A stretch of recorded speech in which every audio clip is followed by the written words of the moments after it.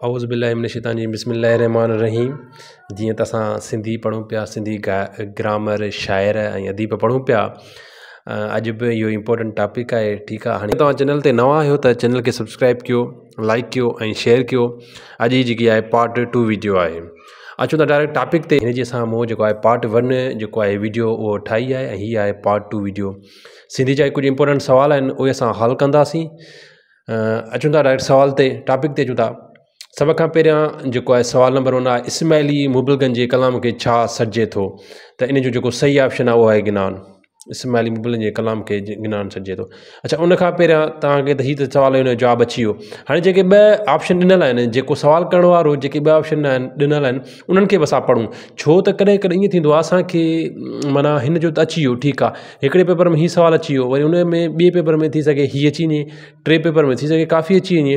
त अचूं थोरो काफ़ी खे ऐं कनायू खे पढ़ूं था। छा आहे हाणे किनायू छा आहे? जॾहिं असां इशारे या रम्ज़ में कयल अहिड़ी ॻाल्हि जंहिंजी हक़ीक़त तोड़े मौजज़ाई जो मुराद वठी सघिजे। कीअं? जीअं असां ॻाल्हि कयूं त अकबर जी चुल्ह पई थी ॿरे। हाणे इन जो मतिलबु आहे त अकबर जी चुल्ह पई थी ॿरे। ठीकु आहे, असां ॻाल्हि कयूं जॾहिं असां अकबर जी चुल्ह ॿरे। हाणे इन जी जेकी मौजज़ाई माना आहे उनजो मतिलबु इहो आहे त अकबर वॾो महिमान नवाज़ आहे। ठीकु आहे, हुनजी माना 24 कलाक कॾहिं न को महिमान हुन वटि ईंदो ई आहे। ऐं हक़ीक़त में हिन जी जेकी माना छा आहे त अकबर जी जेकी आहे बाहि ॿरे थी, अकबर जी चुल्ह ॿरे थी। इन जो मतिलबु छा आहे? बाहि ॿरे थी। ऐं जेकॾहिं असां हिन जी मौजज़ाई माना वठूं त इन जो मतिलबु इहो आहे त अकबर जे घर में जेको आहे न महिमान घणा ईंदा आहिनि, महिमान नवाज़ी में हूअ जारी ऐं सारी आहे। ठीकु आहे, इहो कनायू सां सम्झ में अची वियो। माना उहा ॻाल्हि जेकी असां इशारे या रम्ज़ में कयल हुजे, जंहिंजी हक़ीक़त तोड़े मौजज़ाई माना वठी सघिजे, उन कनायू चइबो आहे। काफ़ी छा आहे? काफ़ी चइबो आहे घणो करे उहे ॻाल्हि जेके माना गुफ़्तगू इन जी घणो करे औरत जी ज़बान में हूंदी आहे। सिंधी अदब जी उहा सिन्फ़ जी मौज़ुनि ऐं में हक़ीक़त तोड़े मौजज़ाई इश्क़ जे वसाल ऐं फ़र्क़ जूं कैफ़ियतूं हूंदियूं आहिनि। ठीकु आहे, हिन में जेको आहे न घणो करे जेको आहे न औरत जी जेकी आहे ज़बान जी गुफ़्तगू थींदी आहे। इहो सुवाल नंबर 1 जो जेको ऑप्शन नंबर सी सही हो। अचूं था सुवाल नंबर 2 ते। मौजूदा सिंधी रस्मुल ख़त राज थियो कॾहिं? सवाल इहो आहे त कॾहिं राज थियो। ठीकु आहे, त इन जो जेको सही ऑप्शन आहे उनजो सही ऑप्शन आहे सी। हाणे ॾिसूं थोरो ऑप्शन बी ऐं ए खे। 1857 में वार ऑफ इंडिपेंडेंस लॻी। ठीकु आहे, ऐं 1843 में जेको आहे अंग्रेज़नि सिंध ते कब्ज़ो कयो हो। 1843 में अंग्रेज़नि छा कयो? सिंध ते कब्ज़ो कयो हो। त हिन जेको मौजूदा सिंधी जेको रस्मुल ख़त राज कॾहिं थियो? अंग्रेज़नि जे दौर में ई थियो, 1853 में। 1843 में हुन कब्ज़ो कयो ऐं 1853 में इहो सिंधी रस्म जेको आहे न ख़त थियो। हाणे थोरो इन जेको असां इन ते थोरो अचूं त जेको आहे अंग्रेज़नि जेके सिंध ते कब्ज़ो कयो 1843 में ऐं 1857 में अंग्रेज़ सिंधी ज़बान लाइ हिकु पॉलिसी ठाही। ठीकु आहे, ऐं हिननि इहा जेकी पॉलिसी ठाही त बाबा जेको आहे न सिंधीअ लाइ हिकु रस्मुल ख़त मुक़ररु कयूं था, या हिकिड़ी कमेटी हुननि उन टाइम ते उन जोड़ी, जेका 1853 में उहा कमेटी हिकिड़ी मंज़ूरी ॾिनी त असां सिंधी जेको आहे रस्मुल ख़त ठाहियूं था। ठीकु आहे, हाणे सुवाल नंबर 3। सिंध में 1050 खां 1350 ताईं कंहिं हुकूमत कई? त इन जो जेको सही ऑप्शन आहे उहो आहे सूमरनि कॾहिं खां हुकूमत कई? 1050 खां ऐं 1350 ताईं। हाणे अचूं थोरो इन जो माना पढ़ूं पाक सिंध ते कहिड़ा कहिड़ा जेके आहिनि हुकूमत थियूं।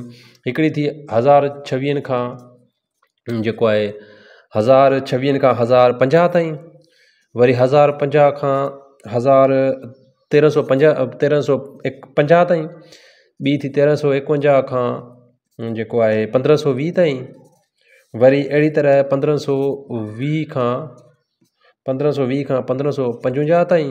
ठीकु आहे, वरी अहिड़ी तरह जेको आहे 1555 खां 1591 ताईं, वरी अहिड़ी तरह 1591 खां वठी जेको आहे 1701 ताईं। ठीकु, वरी 1701 खां वठी 1783 ताईं, ऐं 1783 खां वठी जेको आहे 1843 ताईं। हाणे 1026 खां 1000 सिंधी जी हिस्ट्री जेको आहे न थोरो पढ़ूं था। 1050 खां 1350 जेको सवाल हो उहो सूमरनि जी हुकूमत आई। ठीकु आहे। 1351 खां 1351 खां 1520 ताईं समा, हिननि समन हुकूमत कई। वरी जेको आहे 1520 में जेको आहे सॉरी हिननि ते इहो गज़नवी जेको आहे न हुकूमत कई। गज़नवी हुकूमत कई 1026 खां 1050 ताईं, ऐं सूमरनि हुकूमत कई जेको आहे 1050 खां 1350 ताईं। समन हुकूमत कई 1351 खां 1520 ताईं, ऐं अर्गोननि जेको हुकूमत कई अर्गोननि हुकूमत कई 1520 खां 1550। ऐं हिन जे दौर में जेको 1525 खां 1591 जेको दौर आहे, इन में घणा ई जेको आहे जिन हुकूमत कई। के चवंदा शाह बि आया, तरगुन बुआ, के वरी चवंदा जेको आहे 1520 खां 1591 ताईं अर्गुन, शाह ऐं तिरखान, इन्हनि टिनी इन्हनि दौरनि में कोई माना डिफरेंट टाइप्स ऑफ जेको आहे न कमेटियूं हिन दौर में आयूं। अहिड़ी तरह 1591 खां 1701 ताईं, 1591 खां 1701 ताईं मुग़ल, हिन दौर में मुग़ल आया 1500, ऐं 1701 खां वठी 1783 ताईं हिन जेको आहे कलोड़नि जो दौर हो। कलोड़नि जो दौर जंहिंजो में शाह अब्दुल लतीफ़ बि माना वॾे में वॾो शाइर थी चुको आहे। ऐं 1783 खां वठी 1843 ताईं जेको आहे टालपर, हिन दौर में जेको आहे न हिन दौर में टालपरनि जी हुकूमत रही। इहा थोरो इन हिस्ट्री पढ़ीसीं त हाणे ऑटोमेटिक तव्हां सुवाल क्लियर करे वेंदो। अचूं था सुवाल ते। हीउ सुवाल हो 1050 खां 1350 ताईं कंहिंजी हुकूमत आई? इहा आहे सूमरनि जी हुकूमत। ठीकु आहे। सुवाल नंबर चौथों आहे अजाबिल हिंद कंहिंजो किताब लिखियलु आहे? त इहो जेको सही जवाबु आहे अहवाल बुज़ुर्ग बिन शहरयार जो अजाबिल हिंद किताब लिखियलु आहे। ठीकु। सुवाल नंबर 5 आहे मुक़दमतल सलात किताब कंहिंजो लिखियलु आहे? त इहो मखदूम अबुल हसन जो किताब लिखियलु आहे। ऑप्शन बी सही आहे हिन जो, मखदूम अबुल हसन जो लिखियलु आहे। अहिड़ी तरह सुवाल नंबर 5 आहे पीर सदुद्दीन कंहिंजे दौर जो वॾो शाइर थी गुज़रियो आहे? त पीर सदुद्दीन जेको आहे उहो सूमरनि जे दौर जो वॾो शाइर हो। पीर सदुद्दीन कंहिंजे दौर जो? सूमरनि जे दौर जो हो, माना वॾे में वॾो जेको शाइर हो उहो सूमर जो। ऐं समन जे दौर जो कहिड़ो? काज़ी कादन। ऐं काज़ी कादन जो जेको कुझु अरसो उहो छा आहे, उहो अर्गुननि जे दौर में गुज़रियो आहे। ठीकु आहे। कुझु काज़ी कादन जो कुझु हिसो अर्गुननि जे दौर जो गुज़रियो आहे। ऐं अर्गुननि जो दौर जो जेको वॾे में वॾो शाइर हो उहो शाह करीम हो। सूमरनि जे दौर जो पीर सदुद्दीन, समन जे दौर जो जेको हो उहो काज़ी कादन, ऐं अर्गुननि जे दौर जो शाह करीम, कलोड़नि जे दौर जो हो शाह अब्दुल लतीफ़ भिटाई रह जंहिंखे चवंदा आहियूं। ऐं जेको सचल सरमस्त आहे उहो वरी तालपुरनि जे दौर जो वॾे में वॾो शाइर थी गुज़रियो आहे। अचूं था सुवाल नंबर 7 ते। उहो कहिड़ो शाइर आहे जंहिंजो पोयों अरसो अर्गुननि में गुज़रियो? हींअर ई मां तव्हांखे ॿुधायो। ठीकु आहे। उहो कहिड़ो शाइर आहे जंहिंजो पोयों अरसो अर्गुननि में निकिरियो? त उहो काज़ी कादन आहे। ठीकु आहे। जंहिंजो पोयों हिसो अर्गुननि जे दौर में गुज़रियो, माना अधु हिसो जो आहे समन जे दौर में ऐं अधु हिसो अर्गुननि जे दौर में गुज़रियो आहे। हाणे शाह अब्दुल लतीफ़ रह भिटाई कहिड़े दौर जो अज़ीम शाइर थी गुज़रियो आहे? त इहो बि मूं तव्हांखे हींअर ई ॿुधायो आहे। त शाह अब्दुल लतीफ़ हिन में ॿुधायुमि त शाह अब्दुल लतीफ़ कहिड़े दौर जो शाइर आहे? त शाह अब्दुल लतीफ़ भिटाई रह कलोड़नि जे दौर जो वॾे में वॾो शाइर थी गुज़रियो आहे। अचूं था थोरो रिविजन हिन कयूं। इस्माइल मुबलगन जे कलाम खे छा सॾिजे थो? गिनान।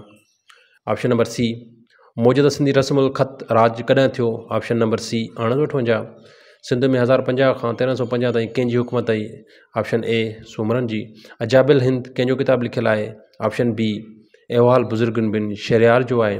मखदूम सलात किताब कंहिंजो लिखियलु आहे? त मखदूम अबुल हसन जो लिखियलु आहे। अहिड़े त पीर सदुद्दीन कंहिंजे दौर जो वॾे में वॾो शाइर हुयो? सूमरनि जे दौर जो वॾे में वॾो शाइर हुयो। ठीकु। उन खां पोइ उहो कहिड़ो शाइर आहे जंहिंजो पोयों हिसो अर्गुननि जे दौर में गुज़रियो? काज़ी कादन। शाह अब्दुल लतीफ़ भिटाई रह कहिड़े दौर जो अज़ीम शाइर आहे? त उहो आहे कलोड़नि जो दौर जो। ठीकु आहे।